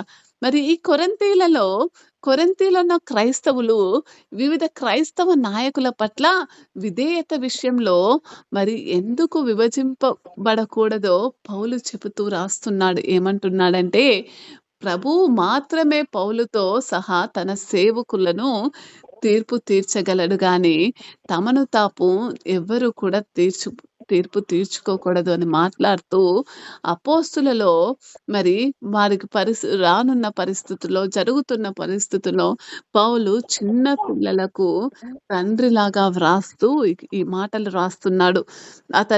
అతడు వారిని హెచ్చరిస్తూ, వారిని తన మార్గాలన్నిటిని కూడా మార్చుకొని, వారి జీవితాలని సరిచేసుకోమని దయతో మరి ఎంతగానో ప్రేమతో రాస్తూ, ప్రభువు అతనికి తీర్పు తీరుస్తాడని, అదే ముఖ్యమని, మనం వేరే వాళ్ళని తీర్పు తీర్చొద్దని రాస్తూ ఈ మాటలు పలుకుతున్నాడు. ఏమంటున్నాడు?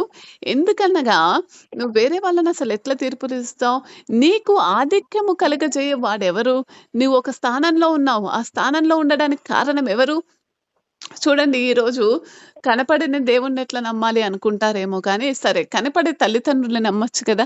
ఈరోజు నువ్వు ఒక పరిస్థితుల్లో ఉన్నావు అనంటే, మరి నీకు ఆ స్థానం ఇచ్చింది, ఈరోజు నువ్వు భూమి మీద ఉన్నావంటే ఆ స్థానం ఇచ్చింది ఆ తల్లిదండ్రులే. అవునా కదా? క్రైస్తవుల మధ్య ఏ సేవకుడిని ఇష్టపడుతున్నారో దాని ఆధారంగానే మరి చూడండి ఇక్కడ ఏమంటున్నాడు కొరింథీయులు, మరి అదే విధంగా మరి ఇద్దరు నిజమైన సువార్తను ప్రకటించేవారు ఉన్నారు. అలాంటి విభజన పాపరహితమైనది అని, పాప పాపపూర్ణితమైనది అని దేవుడు ఎంతగానో మాట్లాడుతూ, కొరింథీలోని విశ్వాసులు ప్రభువు ఆ పనిని ఇవ్వకుండానే మరి ఆ పనిని జరిగిస్తూ ఉన్నారు వారి ఇష్టం వచ్చినట్టుగా. మరి వాళ్ళు ఇష్టపూర్వకంగా మాట్లాడుతూ, ప్రవర్తిస్తూ మరి అనేకులను మరి ఆ మాటలంటూ ఉంటున్నాడు. అందుకే పౌలు ఏమంటున్నాడంటే ఎంతో చక్కగా అసలు మనము ఏదైనా కలిగి ఉన్నామంటే ఈరోజు ఒక డ్రెస్ నేనేసుకున్నానంటే ఆ డ్రెస్ ఎవరో మరి కుట్టి ఉంటారు. ఆ డ్రెస్ ఎక్కడో తయారు చేయబడింది. లేకపోతే ఆ డ్రెస్ ఎక్కడో సృష్టింపబడింది. అలా తయారు చేసి ఒక షాపుకొచ్చాక నా భర్తో, మా అమ్మో డబ్బులిస్తే నేను దాన్నెళ్లి కొనుక్కుంటాను. అవునా కాదా? అసలు పొరుగువారి నుంచి పొందందేది? నీ అంతట నువ్వేం చేసుకున్నావు చెప్పండి? నీకు కలిగిన వాటిలో పరుని వలన నీవు పొందినది ఏది? ఒకసారి జ్ఞాపకం జేసుకో. పొందనిది ఏది? పరుని వలన పొందనిది ఏది? నీ పక్కవాడి నుంచి సంపాదించుకుంది ఏంటి చెప్పండి? ఈరోజు మనం ఇల్లు ఉడవాలనుకుంటాం. ఒక చీపిరి కొనుక్కుంటాం. ఆ చీపిరి తయారు చేసే వ్యక్తి వేరు, అమ్మేవాడు వేరు. కానీ నీకు డబ్బులిచ్చేవాడు నీ భర్త. నువ్వు చీపిరి కొంటావు. అదే చీపిరిని కట్టుకొని పట్టుకొని మళ్ళీ భర్త వైపు కొందరు ఇట్లాంటి వాళ్ళున్నారండి. భర్తను బెదిరించే వాళ్ళు. అటువంటి పరిస్థితుల్లో దేవుడంటున్నాడు, "ఒకసారి నిన్ను నువ్వు జ్ఞాపకం చేసుకో. నీకు కలిగిన వాటిలో పరుని వలన నీవు పొందనిది ఏది?" పొంది ఉండియు పరుని దగ్గర నుంచి పొందుతున్నావు. పొంది ఉండియు పొందనట్టు నీవు అతిశయింపనేలా? ఎంతో మంది పిల్లల ప్రవర్తన ఇదే విధంగా ఉంటుందండి. తనకు జన్మనిచ్చిన తల్లిదండ్రుల్నే వాళ్ళు ఎదిరించి మాట్లాడే పరిస్థితుల్లో ఉంటున్నాడు. ఈరోజు నువ్వు నేను బ్రతికున్నామంటే అది కేవలం వారి దయ. అవునా కాదా? వారి దయ, దేవుని యొక్క సంకల్పం. ఇతర క్రైస్తవుల్లో మరి హ్మ్. అనేక మరి విభేదాలున్నప్పటికీ దేవాతి దేవుడు ఇక్కడ ఏమని సూటిగా మాట్లాడుతున్నాడంటే, అసలు ఏంటి నువ్వు చేసే పని? మరి అసలు ఏంటి? ఎందుకు నీ ప్రవర్తన ఆ విధంగా ఉంది? నీకెందుకంత అతిశయం అంటున్నాడు. ఎందుకు నీలో ఉన్న గర్వం ఎందుకు? నీలో ఉన్న అతిశయం ఎందుకు? అసలు నీకు ఉండవలసిన అతిశయం ఉండవలసిందేనా? ఎందుకు అటువంటి పరిస్థితి, అటువంటి అతిశయం నీలో ఉంటుందో నాకు తెలియట్లేదని ఎంతో సూటిగా మాట్లాడుతున్నాడు దేవుడు. మాట్లాడుతూ ఎప్పుడు అతిశయపడు. నీకు నువ్వు ఏదైనా చేసుకుంటే అతిశయపడు. నీకు నువ్వు ఏదైనా పొందుకుంటే అతిశయపడు. నీకు నువ్వు ఏదైనా సంపాదించుకుంటే అతిశయపడు కానీ, అసలు నీది కాని దానికే నువ్వు ఇంతగనం అతిశయపడుతున్నావేంటి? ఈ జీవితం నీది. ఈ జీవితం ఆయనది. ఈ జీవితం నాది. నువ్వు కలిగి ఉన్నవన్నీ కూడా నీ తల్లిదండ్రులు నీకెవరో ఇస్తేనే కలిగి ఉన్నావు. అయినప్పటికీ నీలో ఈ అతిశయం ఎందుకని హెచ్చరిస్తున్నాడు. ఏమంటున్నాడండి? Excuse me. అయినప్పటికీ నీకు ఎందుకు ఈ అతిశయమని అతిశయిస్తున్నాడు. ఓకే. సరే. దేవుని పరంగా చూసినట్టయితే ప్రతి మంచి వరము కూడా పరిపూర్ణమైనదని, ఆ పరిపూర్ణమైన వరము ఈరోజు నువ్వు దర్శనాలు కలిగి ఉన్నాయని అతిశయపడుతున్నావేమో! లేకపోతే ఈరోజు నీకొక సంఘం ఉందని అతిశయపడుతున్నావేమో! ఈరోజు నేనొక సేవకుడినని అతిశయపడుతున్నావేమో! మరి యాకోబు పత్రిక 1 అధ్యాయం 17 వచనం గనక చూసినట్టయితే ప్రతి మంచి వరము కూడా నీవు కలిగి ఉన్న ప్రతి మంచి వరము గూడా మరియు పరిపూర్ణమైన వరము పైనుండే వచ్చును. ఆయనలో మార్పు లేక కదలని నీడ లేదు అంటున్నాడు. చూడండి. యాకోబు పత్రిక మనం చూసినట్టయితే జేమ్స్ యాకోబు పత్రిక 1 అధ్యాయం 17 వచనం గనక మనం చూసినట్టయితే శ్రేష్టమైన ప్రతి ఈవువు సంపూర్ణమైన ప్రతి వరమును పరమ సంబంధమైన జ్యోతిర్మయుడగు తండ్రి యొద్ద నుండే వచ్చును. ఆయన యందు ఏ చంచలత్వమైనను గమనాగమనముల వలన కలుగు ఏ ఛాయ అయినను లేదు అంటున్నాడు. నువ్వు కలిగి ఉన్న ప్రతి ఈవి గూడా తండ్రి దగ్గర నుంచి వచ్చిందని నువ్వు నమ్మాలి. నాకు అనుగ్రహింపబడిన రోమీలకు రాసిన పత్రికలో 12 అధ్యాయం 3 వచనం చూడండి. పౌలు భక్తుడు తను కలిగి ఉన్న మరి అనుభవాన్ని బట్టి ఎంత చక్కగా రాస్తున్నాడో చూడండి. తన్ను తాను ఎంచుకొనతగిన దానికంటే ఎక్కువగా ఎంచుకొనగా దేవుడు ఒక్కొక్కనికి విభజించి ఇచ్చిన విశ్వాస పరిమాణము ప్రకారం తాను స్వబుద్ధి గలవాడగుటకై తగిన రీతిగా తన్ను ఎంచుకొనవలెను. నాకు అనుగ్రహించబడిన కృపను బట్టి మీలో నన్ను ప్రతి వానితో చెప్పుకొనుచున్నాను అంటున్నాడు. మరి స్వబుద్ధి గలవాడిపై నీ మటుకు నువ్వు అతిశయింపకూడదు.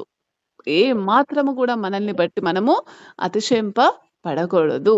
ఒక మనుష్యుడు పరలోకము నుండి తనకు అనుగ్రహింపబడిన దాన్ని బట్టి మాత్రమే పొందగలడు గానీ, అది మనుష్య చిత్తము కాదు. అది దేవుని చిత్తమైనప్పుడే మనం ఆయన సంకల్పంలో ఉన్నామని మనం గ్రహించుకోవాలి. ఇది మన నీతి మాత్రం కాదు. ఇది మనలో ఉన్న మంచితనం కాదు. ఇది మనలో ఉన్న మరి అందము కాదు. మనం కలిగి ఉన్న ఆస్తు కాదు. మరి దాన్ని బట్టి ఆయన మనల్ని ఏర్పరచుకోలేదు గానీ, కేవలము దేన్ని బట్టి ఆయన మనల్ని ఏర్పరచుకున్నాడంటే, ఆయన కృపను బట్టి. ఆయన అనుకున్నాడు కాబట్టి ఈరోజు నువ్వు నేను కలుస్తున్నాము. ఆయన అనుకున్నాడు కాబట్టి ఈరోజు మనం ఈ సంఘంలో కూడి ఉన్నాము. కాబట్టి ఇదంతా దేవుని నుండే అని మనము గ్రహిస్తేనే మనము విశ్వాసం ఉంచగలం. మనం బలం పొందుకోవాలి అనంటే చూడండి మన సొంత పిల్లలే కావచ్చు. ఇది నేను చేశాను, నేను చేశాను, నేను చేశాను, నేనే సంపాదించాను అనుకున్నప్పుడు వారిలో గర్వం ఉంటుంది. అదే రీతిగా నువ్వు ఆ పనులన్నీ చేస్తావని మరి ఆ పనులన్నీ చేసేది కూడా దేవుడే అని మనం ఎప్పుడైతే ఆయన శక్తిని ఆశ్రయించామో అప్పుడు మనం బలహీనులమయ్యామని నిజంగా నువ్వు చేశావనుకో ఈ రోజే చేయగలవు. రేపే చేయగలవు. ఇంకో 4, 5 రోజులు చేస్తావేమో. కానీ ఎప్పుడైతే నీలో ఆయన ఆత్మ ద్వారా ఆయన జరిగిస్తున్నాడని నువ్వు అనుకున్నావనుకో, ఆ ఐదో రోజున నీకు బలహీనత ఉండదు. ఆ ఐదో రోజున ఏముండదు? బలహీనత ఉండదు. ఆ ఐదో రోజున కూడా ఇంకా బలమైన ఆత్మచేత నిన్ను ఆయన నువ్వు బలహీనుడమైన ప్రతిసారి ఆయన ఆత్మచేత నిన్ను నడిపిస్తాడు గాబట్టి, ఇంకా అధికమైన బలము నీలో పుంజుకుంటావు. ఇంకా అధికమైన మ మరి మరి గర్వము, అహంకారాన్ని తొలగించమని నువ్వు ప్రార్థిస్తావు. దేవా నా జీవితంలో నేను ఇలా ప్రార్థిస్తున్నాను అంటావు. దేవా నీవు తెలిసి లేదా మరి నాకు తెలియకుండా నాలో ఉన్న గర్వాన్ని, అహంకారాన్ని సమస్తమును తొలగించమని ప్రార్థించాలి. ప్రార్థించాలి. ఖచ్చితంగా ప్రతి క్రైస్తవుడు కూడా తను కలిగి ఉన్న దాన్ని బట్టి అతిశయింపకూడదు అనే దేవుని వాక్యం ఈరోజు సెలవిస్తుంది. దేవా దయచేసి కూడా మన అహంకారాన్ని లేకపోతే గర్వాన్ని సమస్తాన్ని కూడా తొలగించమని మరియు అది కేవలం మనం కలిగి ఉన్నదంతా కూడా ఆయన మంచితనానికి మరి మనము ఆయనని ప్రతి దినము కూడా స్తుతించాలని మరి దానికోసం మనమందరం కూడా ఆయనని మహిమపరుస్తూ మరియు వినయం కోసం ప్రార్థించాలని దేవుడు ఈరోజు మనతో ఎంతో సూటిగా మాట్లాడుతున్నాడండి. మన జీవితాలలో ఏమాత్రము అతిశయం ఉండకూడదు. ఒకవేళ నువ్వు కలిగి ఉంటే నువ్వు క్రైస్తవుడివని, నువ్వు నిజమైన క్రైస్తవుడివని, నువ్వు ప్రభు రూపంగా మారుతున్నావని కేవలం ప్రభువుని బట్టే నీలో అతిశయం ఉండాలి గానీ, మరి మన జీవితాలలో వచ్చే పరిస్థితులను బట్టి, మనం కలిగి ఉన్న ఈవులను బట్టి, మనం కలిగి ఉన్న తెలివిని బట్టి, దేన్ని బట్టి కూడా మనము అతిశయ పొందకూడదు.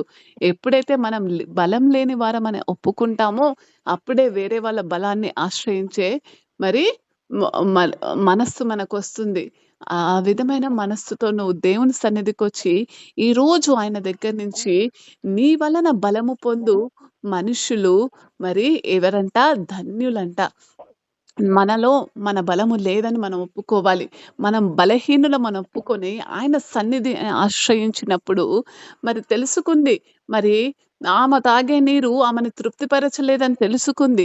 ఆమె తాగే నీరు మరి లోకరీత్యమైన నీరు ఆమె దాహాన్ని తీర్చలేదని తెలుసుకున్నప్పుడు లోకరీత్యమైన నీటిని గురించే ఆలోచిస్తూ జీవజలమును గురించి ఆమెలో కలిగిన ఆతృత మరి ఏ విధంగా సమరయ స్త్రీలో కలిగిన ఆ మారు మనస్సు ఈరోజు నీలో నాలో సంపూర్ణంగా కలిగిందా లేదా ఒకసారి విశ్వాసివైన నువ్వు నీ జీవితాన్ని పరీక్షించుకో. విశ్వాసివైన నీవు మరి ఆ విధంగా కలిగి ఉన్న మారు మనస్సును బట్టి మరి దానియేలు వలె నువ్వు ఏ పరిస్థితిలో ఉన్నా స్థిరంగా ఆయన కోసం నిలబడుతున్నావా? ఒకరోజు పనుందని నీ ప్రార్థనా జీవితాన్ని ఆపేసుకుంటున్నావా? ఒకరోజు నాకు కుదరట్లేదని నీ ప్రార్థనా జీవితాన్ని పక్కన పెడుతున్నావా? ఒకరోజు అసలు నాకు వీలు కావట్లేదని బైబిల్ చదవడం మానేస్తున్నావా? లేకపోతే దానియేలు మరి ఎక్కడున్నా కూడా దేవునికి సాక్షిగానే నిలబడ్డట్టు నీ జీవితాన్ని ఇప్పటివరకు ఆ విధంగా నీ జీవితం లేదేమో. కనీసం ఈ వాక్యం విన్న తర్వాతైనా మరి నిర్దిష్టంగా దేవుని కోసమే జీవించడానికి నిన్ను నువ్వు సమర్పించుకుంటున్నావా లేదా అని మరి ఎందుకు సమర్పించుకోవాలి అనంటే మొదటి వచనం మనం చూసాం. ఏమని చూసామండి? మరి యెరూషలేమును ప్రేమించువారులారా మీరందరూ ఆమెతో సంతోషించుడి అంటున్నాడు. అంటే మరి మనం అందరితో సంతోషిస్తూ మనల్ని బట్టి వేరే వాళ్ళు సంతోషించాలి అనంటే దేవుని యొక్క బలమును బట్టే అది సాధ్యము గల అని నువ్వు చేసే మనమందరం కూడా ఈ లోకంలో జరిగించే ఈ యాత్రా జీవితంలో మనము ప్రియులుగా ఉండి ఇష్టపడి చేయాలి అనంటే మనము ప్రభుకి ఇష్టమైన వారిగా ఉండాలంటే ఆయనకిష్టమైన పనులు చేయడమే. ఆ యాత్రలు చేయు మార్గములు వారికి అతి ప్రియములు. మనము చేస్తున్న పని మనకు ఇష్టంగా ఉండాలి అనంటే, నువ్వు చేస్తున్న సేవ నువ్వు ఇష్టపూర్వకంగా ఉండాలి అనంటే, లోకరీత్యమైన నీ బలము సరిపోదు కాబట్టి, దేవుని దగ్గర నుంచి వచ్చిన బలము నీకెంతో ముఖ్యముగా ఉంటుందని దేవాతి దేవుడు ఎంతో స్పష్టంగా జరిగిస్తున్నాడు. ఎంతో స్పష్టంగా తెలియజేస్తున్నాడు. అందుకని నిన్ను నువ్వు తగ్గించుకోవాలి. ఎందుకంటే నీ వల్ల పొందింది నువ్వు ఏదీ లేదు. సమస్తము కూడా పక్కవారి నుంచే పొందుకున్నావు కాబట్టి, వారు దుఃఖంలో ఉన్నప్పుడు వారితో సంతోషించు, వారితో దుఃఖించు. వారు ఆనందిస్తున్నప్పుడు నీ సంతోషంలో వారిని కూడా నువ్వు పాలి భాగస్తులను చేసుకున్నప్పుడే నువ్వు దేవునికి మరి మాదిరిగా జీవించగలవు. మాదిరిగా జీవిస్తున్న నీవు నీ ద్వారా అనేకులను సంతోషపెట్టగలవు. అనేకులను మారు మనస్సు కలిగించగలవు. అనేకులను ప్రభు సన్నిధికి రాగల బలమును దేవుడు నీకు దయచేస్తాడండి. దేవాతి దేవుడిచ్చిన ఈ సందేశాన్ని బట్టి మరి మన మధ్యలో రంజిత్ బ్రదర్ కొద్ది క్షణములు ప్రార్థన చేస్తాడు. రంజిత్ బ్రదర్ విన్న వాక్యాన్ని బట్టి రంజిత్ గారు మన మధ్యలో ప్రార్థన చేస్తారు. స్తోత్రాలు స్తోత్రాలు స్తోత్రాలు అయ్యా మహోన్నతుడా, నీకు వందనాలు. మహాగణుడా నీకు వందనాలు. సర్వశక్తి మంతుడా నీకు వందనాలు ప్రభా. నీకు స్తోత్రాలు స్తుతులు చెల్లిస్తున్నాను తండ్రి. అయ్యా మరి ఇంతవరకు నాయన తండ్రి మీ దాసరాలు తండ్రి మాతో మాట్లాడినటువంటి నాయన ప్రతి ఒక్క వాక్యాన్ని బట్టి ప్రతి ఒక్క మాటలను బట్టి దేవా, అవును దేవా నేను స్తుతిస్తున్న మహిమపరుస్తున్న గణపరుస్తున్న దేవా నీకు వందనాలు నాయన. నీకు స్తోత్రాలు తండ్రి. నీకు స్తుతులు చెల్లిస్తున్నా. ఇదిగో ప్రభా యెషయా గ్రంథం 66:10 ప్రభా నాయన యెరూషలేమును ప్రేమించు వారులారా మీరందరూ ఆమెతో అయ్యా నాయన సంతోషించుడి ఆనందించుడి అంటున్నావు ప్రభా. అయ్యా మీకు వందనాలు నాయన. మీకు స్తోత్రములు నాయన. మీకు స్తుతులు చెల్లిస్తున్నాము. అవును దేవా ప్రభా నాయన తండ్రి. ఇదిగో నాయన ప్రభా, అవును ప్రభా యెరూషలేము అంటే నాయన ఇదిగో తండ్రి సంఘం అని ప్రభా నాయన. అవును దేవా ప్రభా సంఘంలో చేర్చబడినటువంటి ఇదిగో నాయన ప్రభా అయా మరి తండ్రి నాయన ఇదిగో ప్రభా అనేక మంది ప్రభా నూతన ఆత్మలను బట్టి అవును ప్రభా తప్పిపోయిన బిడ్డలు నాయన మరలా చేర్చబడినప్పుడు నాయన ప్రభా అయా మరి అనేక ప్రభ నాయన ఇదిగో ప్రభా అయా మరి తండ్రి ఆనందంలో ప్రభ మేము కూడా పాలివారమై తండ్రి ప్రభ ఉండవాలని తండ్రి నాయన నువ్వు బోధిస్తున్నావు తండ్రి. మీకు వందనాలు రాజా.